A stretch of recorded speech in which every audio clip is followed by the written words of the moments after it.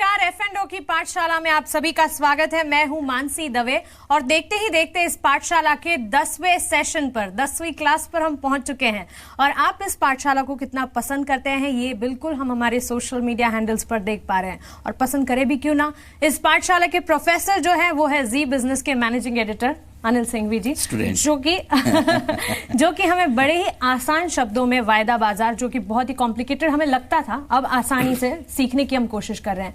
तो आज का जो चैप्टर है या आज का जो टॉपिक हम समझने की कोशिश कर रहे हो, निफ्टी। बेसिक से ही शुरुआत करते हैं। निफ्टी क्या है? इंडेक्स है। और बेसिकली इंडेक्स क्या होता है थोड़ा सा वो बता दूं। क्योंकि कई बार आप कहते हैं कि बाजार कैसा है, हाँ, बाजार अच्छा है या खराब है। तो बाजार में तो हजारों स्टॉक लिस्टेड हैं जी, राइट। तो कैसे पता चलेगा कि बाजार अच्छा है या खराब है? तो बाजार अच्छा है या खराब उसको देखने का तरीका क्या है? फिर उसका तरीका है एक इंडेक्स। इंडेक्स क्या होता है? कुछ शेयरों को मिलाकर एक क्लब करके एक साथ एक आपके पास कंबाइंड वैल्यू आ जाए जी, उसको इंडेक्स कहते हैं। तो निफ्टी भी एक इंडेक्स है, ठीक है। निफ्टी का नाम है निफ्टी 50 जी। आमतौर पर हम 50 छोड़ देते हैं, लेकिन उसका असली नाम निफ्टी 50 है, ठीक है। तो फिर नाम से पता चल जाता है निफ्टी मतलब उन 50 शेयरों का इंडेक्स जो आपको यह बताता है कि ये 50 शेयर ऊपर जा रहे हैं, नीचे जा रहे हैं, सब मिलकर किस तरफ जा रहे हैं। अच्छा, ये निफ्टी है। और निफ्टी एनएसई में लिस्टेड 50 शेयरों का है। और हर एक्सचेंज का अलग अलग इंडेक्स हो सकता है। जैसे कि बीएसई का सेंसेक्स सबसे पुराना और फेमस है, वो 30 शेयरों से बना हुआ है। लेकिन कभी आपने ऐसा थोड़ी सुना सेंसेक्स 30, नहीं ना, हाँ। खाली सेंसेक्स नाम आता है। नेस्डेक 100 है, नेस्डेक में 100 शेयरों का इंडेक्स है। तो हर देश का, हर स्टॉक एक्सचेंज का अलग अलग इंडेक्स हो सकता है। तो हमारे यहाँ जो वायदा कारोबार के लिहाज से पॉपुलर इंडेक्स है वो है निफ्टी जी, यानी कि 50 शेयरों का इंडेक्स। ये सिंपल है, जिसे हम बोलते हैं निफ्टी 50। हाँ। लेकिन यही 50 शेयर्स क्यों?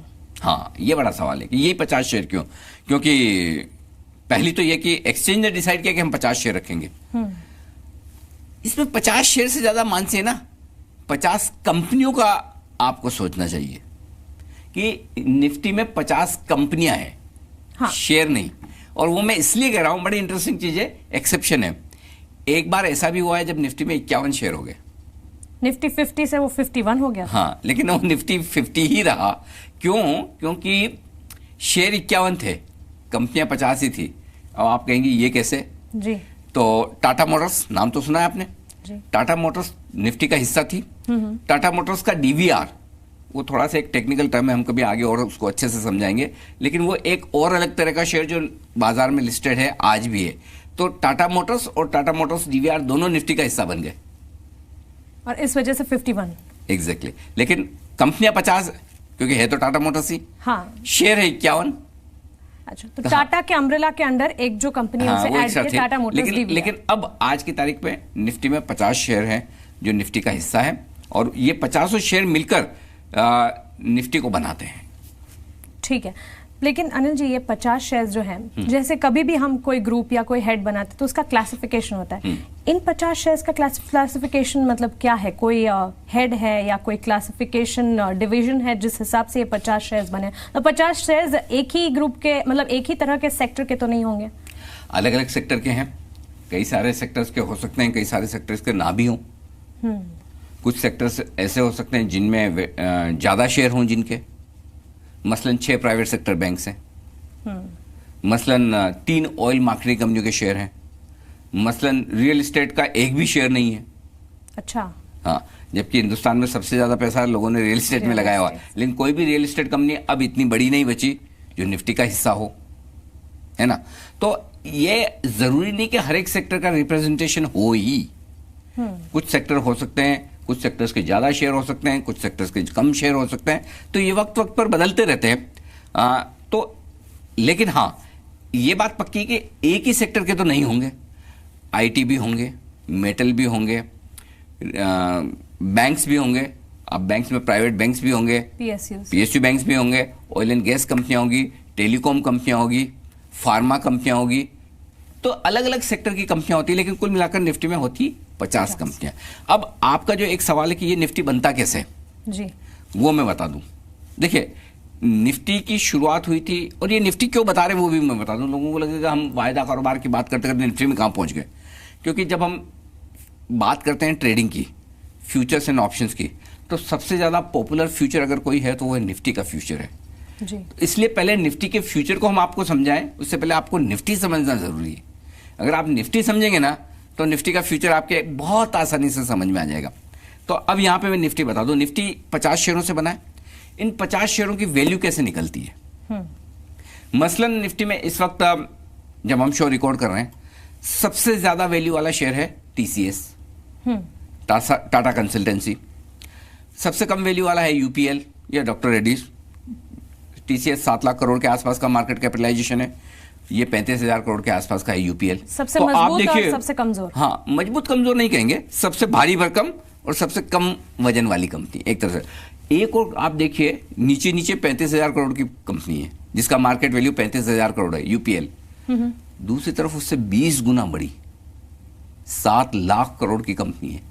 इतना फर्क है, निफ्टी के 50 स्टॉक्स में ही इतना फर्क है। और एक चीज बताऊं जो बड़ी इंटरेस्टिंग है मानसी, वो ये है कि निफ्टी में जो 50 कंपनियां हैं, ये पूरी 50 कंपनियां मिलाकर इनकी वैल्यू अगर आप गिने ना, तो ये बाजार का लगभग 2/3 जो मार्केट कैप है, टोटल बाजार की जो वैल्यू है उसकी 2/3 यानी कि 65-66% वैल्यू सिर्फ इन 50 कंपनियों की है। अच्छा, तो काफी सारा निफ्टी से ही जुड़ा हुआ है। मतलब इसका मतलब ये कि अगर जहां आपके पास 65% वैल्यू वाली कंपनियां हैं तो मार्केट का मूड का अंदाजा तो आपको लग ही जाएगा ना। इसीलिए निफ्टी में वो 50 कंपनियां हैं। अब ये इनकी वैल्यू कैसे कैलकुलेट की जाती है? तो 50 कंपनियां हैं, हर एक कंपनी की अलग वैल्यू है। जैसे मसलन टीसीएस 7 लाख करोड़ का है और यूपीएल 35,000 करोड़ का, तो हर एक की वैल्यू सेम तो नहीं होगी जी। जिस कंपनी की जितनी वैल्यू है सबकी वैल्यू गिन लो, उस वैल्यू को गिनने के बाद 50 से डिवाइड कर दो। लेकिन इसमें थोड़ा सा कैच है, निफ्टी की जो वैल्यू गिनी जाती है ना, वो गिनी जाती है फ्री फ्लोट के बेसिस पर। थोड़ा मुश्किल है, नहीं सवाल ही हो गया, सवाल ही हो गया। अब फ्री फ्लोट क्या है? देखिए, अगर कोई एक कंपनी है, उस कंपनी में शेयर होल्डर कौन कौन होते हैं? एक तो प्रमोटर है, हर कंपनी में प्रमोटर तो होता ही है आमतौर पर। कोई एल&टी आईटीसी जैसी छोड़ दे जहां प्रमोटर नहीं है और प्रोफेशनली मैनेज कंपनी है, बट अदरवाइज प्रमोटर होते ही हैं, राइट? तो शेयर होल्डर सबसे बड़े प्रमोटर होते हैं। प्रमोटर के अलावा फिर दूसरे शेयर होल्डर होंगे, जिसमें कोई रिटेल होगा, जिसमें कोई आपका फंड्स होंगे, एफआईज होंगे, बैंक्स होंगे। तो फ्री फ्लोट का मतलब ये कि जितने प्रमोटर की शेयर होल्डिंग है उसको तो कर दीजिए अलग। कि मतलब कोई सरकारी कंपनी जिसमें 75% हिस्सेदारी सरकार की है, तो उसका फ्री फ्लोट बचा 25%। और वो ऐसा क्यों? क्योंकि आमतौर पर जब निफ्टी का वेटेज कैलकुलेट करते हैं हम कि इस कंपनी का वजन निफ्टी में कितना होना चाहिए, तो जो फ्री फ्लोट है वही गिना जाता है। और ये कॉन्सेप्ट इसलिए है कि हम आमतौर पर ये मानकर चलते हैं कि प्रमोटर अपनी कंपनी का शेयर बेचने नहीं आएगा, और वो शेयर जनरली रोज रोज ट्रेड नहीं होता बाजार में। तो जो शेयर रोज ट्रेड होता है उसके बेसिस पर मार्केट कैपिटलाइजेशन बनाई जाए। ओके, तो प्रमोटर शेयर होल्डिंग को अलग कर दो, और जो बची हुई है उस शेयर होल्डिंग को आप फ्री फ्लोट मानेंगे, और उसके बेसिस पर आप उस कंपनी का मार्केट कैपिटलाइजेशन निकालेंगे। कि हो सकता है इस केस में आईटीसी एल&टी का मार्केट कैपिटलाइजेशन भले ही वैसे कम हो, लेकिन फ्री फ्लोट होने की वजह से बढ़ जाता है। टीसीएस में मार्केट कैपिटलाइजेशन बहुत ज्यादा हो, लेकिन फिर भी 75% अगर प्रमोटर के पास है तो उतना नहीं होगा, थोड़ा कम होगा। सरकारी कंपनियों में भी ऐसा हो सकता है। तो मार्केट कैपिटलाइजेशन जो निकाला जाता है वो प्रमोटर्स की शेयर होल्डिंग को हटाकर फ्री फ्लोट के बेसिस पर निकाला जाता है। और जो फ्री फ्लोट मार्केट कैप होता है सारी 50 कंपनियों का, उन्हें जोड़ दिया जाता है, और फिर उन्हें आप 50 से डिवाइड करते हैं और इंडेक्स को निकालने की कोशिश करते हैं। एक फॉर्मूला है उसका भी, जो हम आगे बताएंगे।